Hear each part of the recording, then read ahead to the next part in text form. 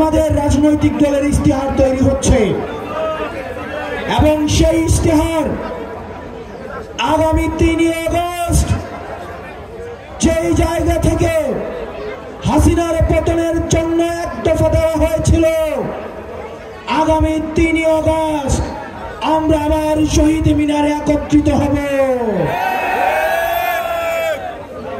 গত বছরের 3 আগস্ট ছিল হাসিনা পতনের ইশতেহার, এই বছরের 3 আগস্ট হবে স্বৈরাচার মুক্ত বাংলাদেশ গঠনের ইশতেহার।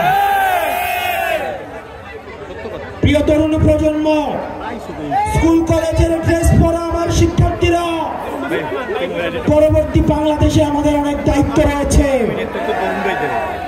আমাদের উপরে মানুষের ভরসা রয়েছে, আস্থা রয়েছে। মানুষ তখনই অভিযোগ করে যখন ওই মানুষটা থেকে প্রত্যাশা করে। মানুষ আমাদেরকে নিয়ে অভিযোগ করে কারণ মানুষ আমাদের কাছ থেকে প্রত্যাশা করে। আমাদের এই প্রত্যাশা, এই এনসিপি থেকে মানুষের প্রত্যাশা দিন দিন এই প্রত্যাশার পারদ বাড়ছে। এই প্রত্যাশার পারদের আমাদের দায়িত্ব বাড়ছে। এখানে যতজন মানুষ এসছেন, আপনাদের বাংলাদেশের প্রতি দায়িত্বশীল হতে হবে। আমরা এনসিপির প্রতিনিধি হিসাবে আপনাদের সামনে আপনাদের সন্তানদের রেখে যাচ্ছি। পরবর্তী বাংলাদেশ বিনির্মাণের ক্ষেত্রে, পটুয়াখালীর কণ্ঠস্বর হয়ে ওঠার ক্ষেত্রে, পরবর্তীতে পুরো বাংলাদেশে পটুয়াখালীর প্রতিনিধিত্ব এনসিপি থেকে যারা করবেন তারা হচ্ছেন আমাদের জহিরুল ইসলাম মুসা ভাই। আমরা জহিরুল ইসলাম মুসা ভাইকে পরিচয় করাই দিচ্ছি।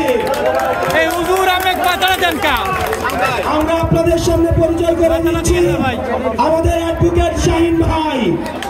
পটুয়াখালীর প্রতিনিধি হিসেবে সারা বাংলাদেশে যারা প্রতিনিধিত্ব করবে আমাদের অ্যাডভোকেট শাহিন ভাই। আমাদের সালাউল্লাহ ভাই রয়েছেন আমাদের পটুয়াখালীর প্রতিনিধি হিসেবে। আপনারা জানেন পটুয়াখালী হচ্ছে সবসময় আপনাদের হচ্ছে বিপ্লবের হচ্ছে পূর্ণভূমি। এই বিপ্লবের পূর্ণভূমি পটুয়াখালীর কণ্ঠস্বর হতে আপনারা তাদেরকে সমর্থন যোগাবেন। প্রিয় পটুয়াখালীবাসী, আপনাদের সাথে লড়াইয়ে দেখা হবে।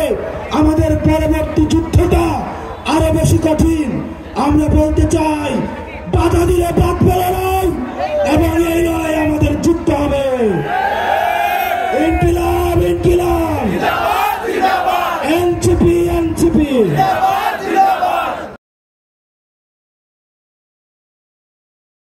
ওয়ালটন এখন দেশের সীমানা পেরিয়ে পৌঁছে গিয়েছে 50টিরও বেশি দেশে। ওয়ালটন, ঘরে ঘরে বিশ্বজুড়ে।